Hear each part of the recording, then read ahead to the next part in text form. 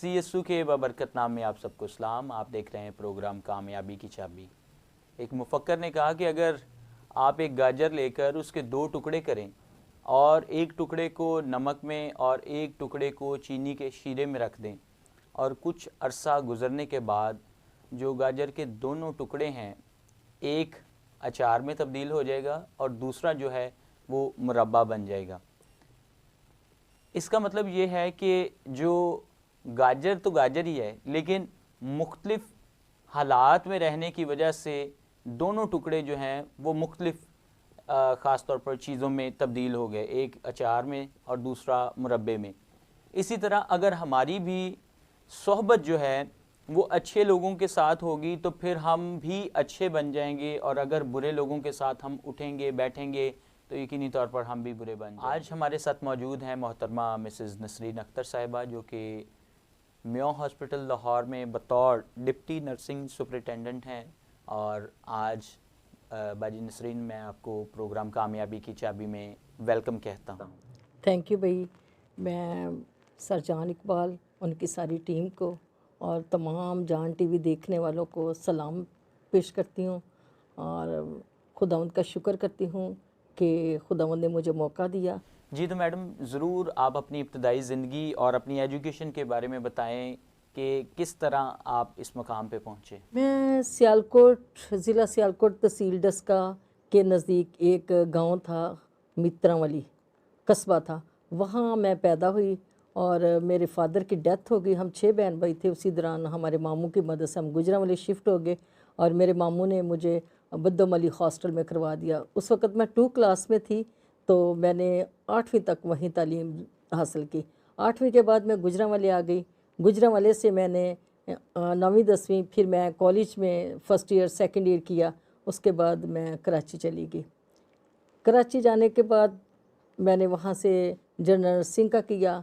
General nursing करने के बाद मैं वापस 2 साल के बाद बॉन्ड फिल करने के बाद मैं वापस गुजरांवाले आई। गुजरांवाले से फिर मैंने अप्लाई किया तो 4th ईयर का मैंने लेडी विलिंगडन हॉस्पिटल लाहौर से 4th ईयर किया।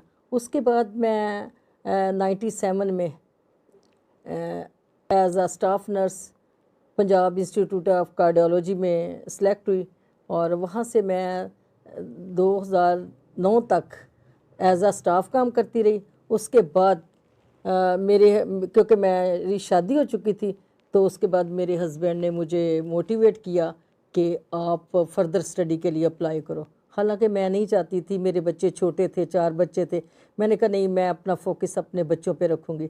लेकिन मेरे हस्बैंड ने बहुत मुझे मोटिवेट किया, नहीं जो भी है मैं सारी जिम्मेदारी उठाता हूँ, आप अपनी स्टडी की तरफ आएँ, फर्दर स्टडी की तरफ आएँ। जी तो मैडम, आप ज़रूर बताएं हमारे नाजरीन को कि बचपन में आपकी मोटिवेशन कौन रहा जिससे आप देख के इंस्पायर हुए, और फिर उसके बाद आपकी मोटिवेशन क्या वही मोटिवेशन पर्सनैलिटीज़ रही या बाद में पर्सनैलिटीज़ चेंज हुई जिनको देखकर आप इंस्पायर होते रहे, या जो आपको पुशअप करते रहे, जो आपकी मदद करते रहे और जिनकी हमदर्दियाँ आपके साथ रहीं? बचपन में मेरी मदर थी, मेरी मदर की ख्वाहिश थी कि मेरी बेटी स्टाफ बने, तो मैं ध्यान से पढ़ती रही। मैंने कहा ठीक है। फिर मेरी भी इंटरेस्टेड थी, क्योंकि मैं सियालकोट मिशन हॉस्पिटल में अपनी फैमिली के साथ गई थी किसी हमारे अजीज़ को देखने। जब मैंने कैप पहनी हुई नर्सिस को देखा तो मैं बड़ी इंस्पायर हुई। मैंने कहा बड़ी हो के मैं भी नर्स ही बनूँगी। तो मेरी अम्मी ने हमारे लिए दिन रात मेहनत की, तो खुदा का शुक्र है कि फिर मैं इस मकाम पे पहुंची कि मैं एक स्टाफ नर्स। इसका मतलब बचपन में तो आपकी वालदा आपकी मोटिवेशन रही, जिनको आपने देखकर आगे बढ़ी या जिनके कहने के मुताबिक आप आगे बढ़ी, तो उसके बाद भी कोई मोटिवेशन के लिए मौजूद रहा है आपके लिए? हाँ जी, उसके बाद मेरी शादी हो गई। जब शादी हो गई तो मेरी मोटिवेशन मेरे हस्बैंड थे। कहते हैं एक कामयाब शख्स के पीछे एक औरत का हाथ होता है, लेकिन मेरी जो कामयाबी है ये मेरे शोहर का हाथ है। और हम लोग आपस में मियाँ बीवी कम और दोस्त ज़्यादा हैं। तो खुदा का शुक्र है, मेरी हर चीज़ में, मेरी मोटिवेशन में, एक एक काम में मेरे मियाँ का हाथ है। आज जो कुछ भी मैं हूँ, खुदा के फजल से अपने मियाँ की वजह से हूँ। खुदावंद आपको और आपके हस्बैंड को बहुत ज़्यादा बरकत दे और आपका ये बॉन्ड जो है हमेशा बना रहे। और ख़ास तौर पर जो आपने लफ्ज़ कहे कि हम मियाँ बीवी के साथ साथ दोस्त भी हैं, तो ये रिलेशन जो है ना, जब हम ख़ास तौर पर अपने मियाँ बीवी के रिश्ते के साथ साथ दोस्त भी बन जाते हैं, तो ये एक एडिशनल हमारे साथ बरकत होती है। और जब हम आपस में शेयरिंग करते हैं तो फिर हमारी आपसी प्रॉब्लम्स जो हैं वो कभी नहीं हो पाती। जी, तो मैडम नसरीन, हमारे नाजरीन को ज़रूर बताएं कि आप जिस मकाम पर आज हैं, deputy nursing superintendent Mayo hospital, तो क्या आपको इस मुकाम पर पहुंचने में कोई मुश्किलात का सामना करना पड़ा, कभी किसी डिस्क्रिमिनेशन का, या कोई भी मुश्किलात जो आपने फेस की हैं इस मुकाम पर पहुंचने में, वो हमारे नाजरीन के साथ शेयर करें? क्योंकि हम अमूमी तौर पर हमारे लोग ये समझते हैं कि हम इतने बड़े मुकाम पर नहीं आ सकते, हम गज़टेड ऑफिसर नहीं बन सकते, या हम जो हैं वो ख़ास तौर पर जो एक्स्ट्रा ऑर्डिनरी अचीवमेंट्स हैं वो नहीं कर पाते। मैं अपने तमाम लोगों को ये पैगाम देना चाहती हूँ कि बेशक कितनी भी गुर्बत में रहें, गरीब हो, मैं भी एक गरीब घराने से तलक रखती हूँ, बेशक अपने बच्चों को किस तरह की भी मेहनत मजदूरी करके पढ़ाएं, पढ़ाने के साथ साथ अपने खुदावंद की मजहबी अपने कलाम की तरबियत दें। तो अगर बच्चे कलाम के साथ अपनी यानी कि माँ बाप की नसीहतों पे अमल करेंगे, बच्चे को माँ बाप जब बच्चे पढ़ते हैं तो वो बच्चे नहीं पढ़ते, उनके माँ बाप भी पढ़ते हैं।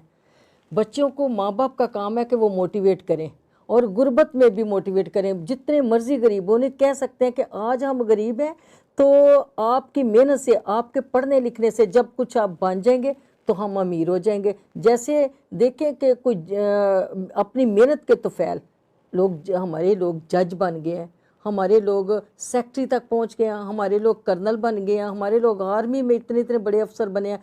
ये मैं अपनी कौम को ये बताना चाहती हूँ कि गुर्बत कोई चीज़ नहीं है। बस आप अपने बच्चों को मोटिवेट करें, अपने बच्चों को पढ़ाएं लिखाएं और खुदा के साथ चलने की तालीम दें कि हर हाल में खुदावंद को याद करते रहें, क्योंकि उससे जुदा हो के हम कुछ भी नहीं। तो खुदावंद के फजल से कामयाबियां आपके कदम चूमेगी, क्योंकि मैं भी एक गरीब घराने से थी, मेरी भी माँ ने बड़ी मेहनत की थी और मुश्किलात, बीइंग अ क्रिश्चियन हमें हर कदम पे मुश्किलात का सामना करना पड़ता है, लेकिन इसमें हिम्मत नहीं हारते, हमें मेहनत करनी है और दुआ करनी है। एक हमारे साथ भी कदम पे ऐसा होता रहा, लेकिन हमने हिम्मत नहीं हारी। मैं हर एक को ये पैगाम देना चाहती हूँ अपनी क्रिश्चियन कौम को कि अपने बच्चों को खुदारा, अपने बच्चों को गुर्बत से निकालें, अपने बच्चों को तालीम की तरफ लेके आएँ और खुदा की तरफ लेके आएँ, तो उनके बच्चे कामयाब होंगे, हमारी कौम बेदार होगी।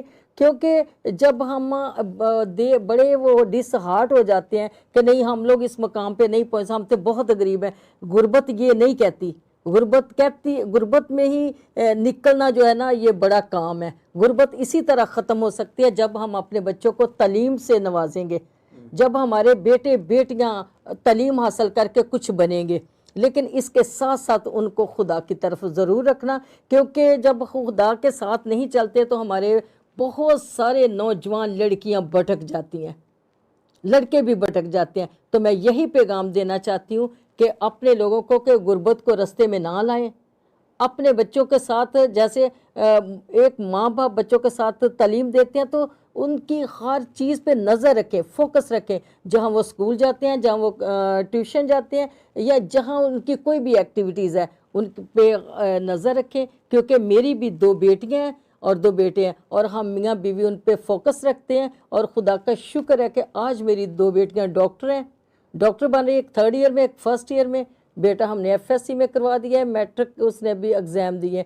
तो हर माँ बाप से मेरी ये इल्तजा है, ये रिक्वेस्ट है कि आप प्लीज़ अपने बच्चों की तरफ फोकस करें। जी, तो हमने सुना कि मिसेज़ नसरीन अख्तर अपने पैगाम में कह रही हैं कि बीइंग पेरेंट्स हमें अपने बच्चों पर फोकस करना है, हमें अपने बच्चों पर ध्यान देना है, और ख़ास तौर पर गुर्बत को जो है वो ख़ास तौर पर जवाज़ नहीं बनाना कि हम गरीब हैं तो हम नहीं कर सकते। जब हम मेहनत करेंगे तो गुर्बत भी जाती रहेगी और ख़ास तौर पर कामयाबी हमारी तरफ आएगी। लेकिन जब हम सिर्फ यही रोना रोते रहेंगे कि हम गरीब हैं, हम कुछ नहीं कर सकते, और बजाय कि अपने बच्चों को मोटिवेट करने कि हम उनको भी बताएंगे कि हम कुछ नहीं कर सकते, तो याद रहें अगर हम ऐसा करेंगे तो फिर हमारे बच्चे भी। मैडम आज एक कामयाब पर्सनैलिटी हैं और हमारी कौम के लिए एक असासा है, इसी तरह आप भी बन सकते हैं। और इसका राज सिर्फ़ और सिर्फ ये है कि हम ख़ास तौर पर खुदा के दामन को ना छोड़ें और मेहनत करते रहें। जब हम खुदा के दामन को थाम कर रखेंगे, खुदा के साथ जुड़े रहेंगे और मेहनत करेंगे, तो यकीनी तौर पर कामयाबी हमारे कदम चूमेंगी। मैं उम्मीद करता हूं कि आज के प्रोग्राम के वसीला से आपने बहुत कुछ सीखा होगा। मिलेंगे अगले प्रोग्राम में। देखते रहें कामयाबी की